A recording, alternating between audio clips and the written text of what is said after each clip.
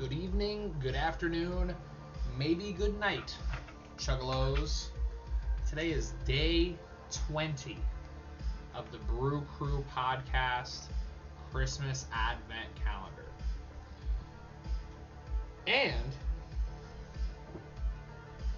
the beer of the day is as follows. We have Masthead Hzlnut Tiramisu Underverse. Okay, that was a little hard to read. I'm also noticing it's not hazelnut, it's hazelnut. They forgot the T. So, Masthead is somebody we started off this year's podcast, this year's Advent calendar with, actually. And I believe it got a lot of high praise. And you know, I am one of those people that gave it high praise. But this is a 13.2% stout. Yeah, let's take a look. Bourbon barrel aged hazelnut tiramisu Underverse. Yeah, okay. Looking at the Imperial Milk Stout. Okay, this one is interesting. According to the Untapped, at least, it is 12.5, but maybe the barrel aged on this has bumped that number up. So, Madagascar vanilla beans, cocoa nibs, 6-shooter coffee beans. I don't know if I'm supposed to recognize that brand. Probably a Cleveland situation. That's where Masthead is from. Check out the first episode of the Advent calendar if you want the whole history lesson on Masthead. That's why I'm not really trying to go into them too much. Then infuse this batch with hazelnut. Okay. I like tiramisu. It's definitely up there, top tier, S tier dessert. It's got everything that I enjoy in it: coffee and cookies, you know. But before I get into my beer, I am gonna crack it, but I will. I've got some catching up to do on a couple people's couple reviews. But really quickly, I'm going to give this a crack. I'm also gonna give it a little one of these. And today we've got "Thank You, We Love You" from Barrel House. If you haven't noticed already, this is a shorty pour from those lovely people over there at the Barrel House. And again, just putting people to shame. This shit is full to the lip of this fucking bottle, man. And, you know, a lot of these places, a lot of these big fucking breweries will give you a 12-ounce bottle and the neck isn't even full with beer. And that's horse shit. That's just offensive to me. But oh my gosh, okay.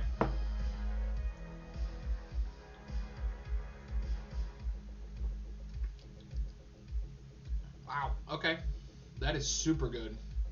I pulled this out of the fridge maybe 20 minutes before I started drinking it. Probably less now that I think about it. Maybe even 10 minutes.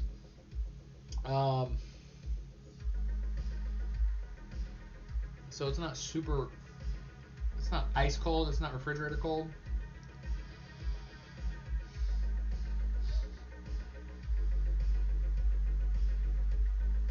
But it's also not warm. I'd assume serving temperature is probably high 40s to 50s. Fucking glasses are dirty. But again, let me just get into some previous reviews from Chunkle Mark and Chuggalo Deuce. I've got 2 days to make up for people, actually. I skipped out on yesterday's and then today's, of course. So, starting off with Chunkle Mark. Finest part of my day. Today's offering I see is from High Wire Brewing, which the Googles tell me is based in Cincinnati, Louisville, and a place in North Carolina called Asheville. They are, to my knowledge, they started in Asheville and they have spread through the, I guess that's still westward, not in our eyes, but it's westward, I guess, to them. I've been to 2 of 3 of those places and had good times in both of them. Got to see a Beatle perform live there, in fact. Anyway, down to business. I'll be drinking this from my Rock Hard Cafe Indianapolis glass. I believe that particular Hard Rock is defunct, which makes this glass something of a collectible now. Maybe or maybe not. What do I know? 444. I pour. That's a lot of rhyme. Pour. The aroma fills the immediate area even after I sniff it, which I do. Smells good. 445. Drink. Nice. Kind of light in comparison to some of the recent offerings. Reasonably pineapple-y as advertised. 450. Nice enough. I wouldn't go out of my way for it, but I could fill an afternoon with a few of these and not protest. Verdict 4.0. That's pretty cool. To my knowledge, I think Chunkelmark gave it a pretty solid review compared to the rest of the people. I'm so fucking far behind on my watching other people's reviews. Unfortunately, is kind of gotten away from me, so forgive me. My watch later section in YouTube is up to 40, which I don't think has happened in a very long time. But that does, I will admit, that does also include things that I have every intention of watching, not related to the Brew Crew podcast. I've got that Garfield video that JT talked about a lot. And I've got, YouTube is probably one of my primary forms of entertainment, so handful of other things that I enjoy, you know. And then another quick one to follow up. This one is for today's beer, the Tiramisu Bourbon Barrel Aged, again from Chunkelmark. The review for this one won't be a whole lot longer than its name, I'm afraid. It's funny because it's Bourbon Barrel Aged Hazelnut Tiramisu Underverse. That's kind of long, not as long as like a burial name, where that's damn near a 3-sentence long phrase. I poured it into my Rolling Stones collector's glass, sniffed it, and waited a few moments to see whether the glass would dissolve. Thankfully, it didn't. Then I took a couple of swallows just to be fair. Not surprisingly, it's a great big nope. If I'm going to drink a Masthead, it'll be that Slay All Day which we opened our Advent with. Honestly, folks, I don't think I could drink this whole thing without getting physically ill. Verdict, 0.5. Hi-ho, down the kitchen sink it goes. Hopefully it doesn't fuck up the pipes. Frowny face. As always, heartbreaking to see Chunkelmark dislike a beer. But in the same thing I emailed him back, I think I can speak for everybody. It is appreciated his willingness to give everything a shot. Things that he knows that he won't like, he's still willing to give it a shot. I, on the other hand, you know, enjoy this kind of stuff. It's the season for it. So I'm not going to let that sway my opinion, even though I haven't formed one of this beer yet.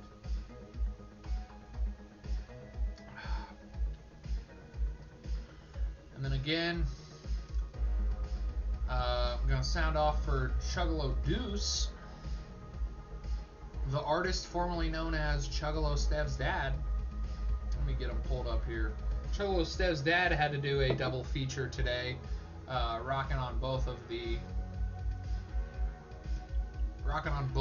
yesterday, the pineapple upside down parfait cake parfait, as well as today's Masthead tiramisu. So we're starting off with the pineapple upside down. This should be a bigger beer, all caps. Words like parfait, lactose, yogurt powder tend to make me expect slushy, thick adventure. I get a lot of cherry, but not much pineapple. It's a nice fruit punch ale. Not sure I'd call it a parfait. Rating 3.25. And that's something I hadn't considered. A fruit not a fruit, excuse me, a pineapple upside down cake as like a triple XL slushy from 450 or from Drecker even would be bonkers. Would be absolutely like head explode emoji. And then sounding off for Chuggalo Stepmom, 3 pukey faces, quote, it's okay. Again, talking about the pineapple upside down cake parfait from Highwire. So, pretty good stuff. Like I said, I enjoyed yesterday's beer. Certainly, just all right. And then following up again, this year, still working out the kinks of the reciting things off the phone. So maybe by next year we'll have it a little bit more ironed out. Masthead, Underverse, yada yada yada. 13.2%. Makes its presence known. Sweet caramel cocoa aroma, nice brown head. Not sure I think of tiramisu straight away. Definitely chocolate coffee bourbony. This beer falls between 1050 and Avery for me. My rating 3.75. And Stev Stepmom, Chuggalo Stepmom, 1 pukey face emoji. So I think it's an inverse scale. So I think the less pukey faces, the better. And the quote, oh, I like that one. I might drink more of it. So that's pretty cool. That is pretty good stuff. Again, just kind of trying to let it warm up just a tad. That's why I kind of let the other people do the talking for a moment. But it's boozy, yes. Smells the booze is like pretty up front on the smell. Drinking out the delirium joint. So that wide open mouth of the glass gives it, a lot of room to breathe. I don't get a lot of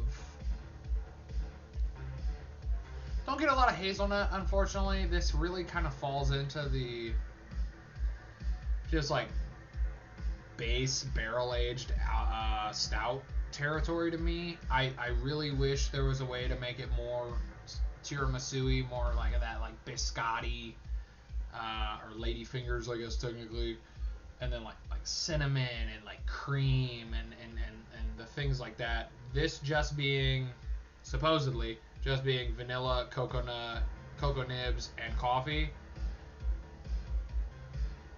doesn't really do it to me. I mean, I'm sure cost is a thing that every brewery looks at, but like, just like throw so much more money at this. Like, put espresso in there, like real espresso. Put fucking,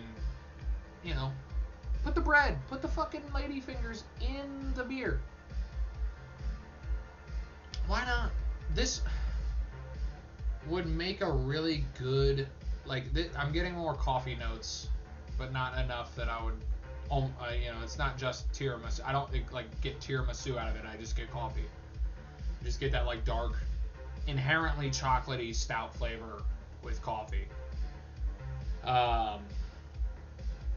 If you made a tiramisu by soaking ladyfingers in this beer, I feel like it would be really fucking good though.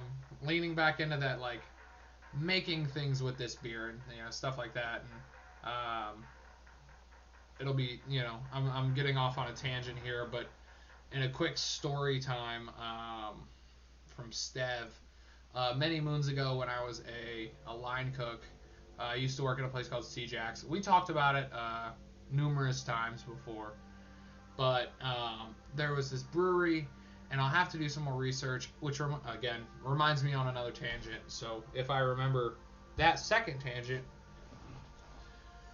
we'll go there too. They had a maple syrup ale or brown ale or something like that, and if I can talk and work at the same time here, we made a chicken wing sauce at the restaurant essentially, and it was, let me try to find it here, Rusty Rail Brew Co. waffle sauce maple syrup chicken wings. That was the, I had to scroll quite a bit here, but that was all the way back in 2018, actually. October of 2018. That's kind of crazy to think about. But I think beer has a lot more applications in food than people realize. And same thing with pairings. I think there are like so many pairings that people do, and that's what I loved about cooking. It's just like doing stuff like that. I even not so much because I expected it to go well with this, but before I got started doing this, I was eating on a block of Parmesan cheese, and I feel like that kind of like sweet, cheesy, nutty flavor of the Parmesan has really like accentuated the darkness of this beer, and that's cool to me. Not sure exactly the science behind that or why that is, but it's charcuterie-esque. You know what I mean? You eat cheese, salty cheese, and smoked meats. You know what I mean? That would be a lot of fun, actually, if we, maybe got the gang together and did like a food pairing item thing. And I know that I think the guys have talked about doing that before, but either way. And here's the best part. I already forgot what the second tangent was all about. I'll probably remember it if I rewatch this video while it's uploading. Maybe I drop it in the description. Either way.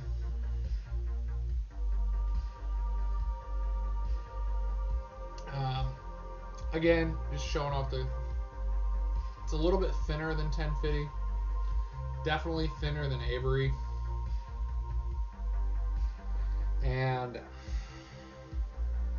this is tough. This is really tough. This,